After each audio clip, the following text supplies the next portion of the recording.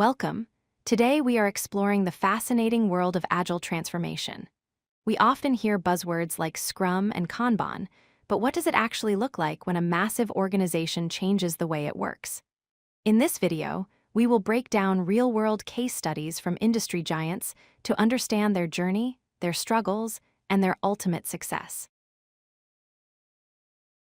First, let's clarify what we mean by Agile Transformation. It is not just about software developers standing up for a 15-minute meeting every morning. It is a fundamental shift in how an entire organization operates. The goal is to move from a rigid, plan-heavy structure to one that is flexible, adaptive, and obsessed with delivering value to the customer.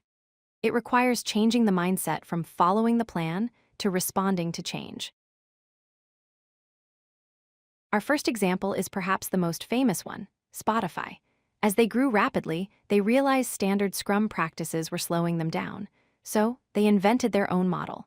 They organized into small, autonomous teams called squads. Each squad acts like a mini startup with a specific mission. These squads are grouped into tribes, and they share knowledge through chapters and guilds. This structure allows them to scale without losing the speed and innovation of a small company.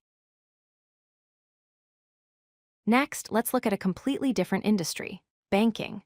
ING Bank realized that customer behavior was changing. People wanted mobile banking, not branch visits.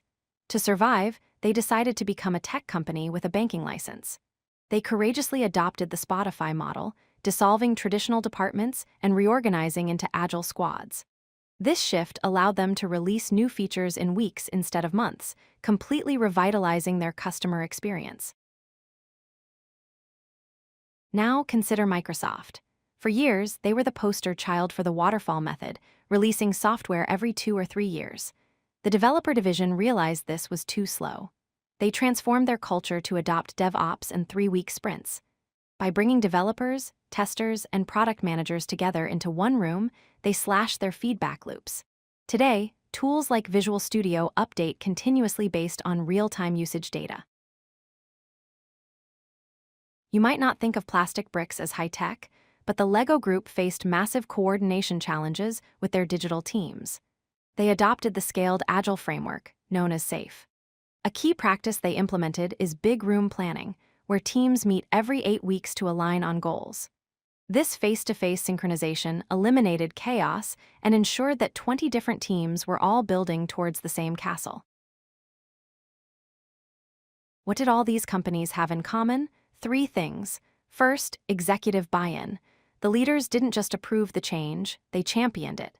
Second, a focus on mindset over process. They valued collaboration more than rigid rules. And third, continuous training. They invested heavily in coaching to help their employees navigate the uncertainty of change.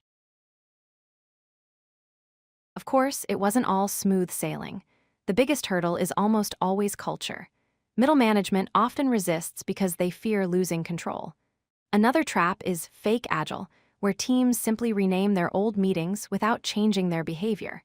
And finally, legacy systems can be a nightmare. You cannot be agile if your technology stack takes 6 months to deploy.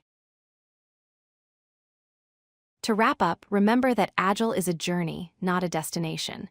Whether you are a music streamer, a bank, or a toy maker, the principles remain the same: autonomy, alignment, and a relentless focus on the customer.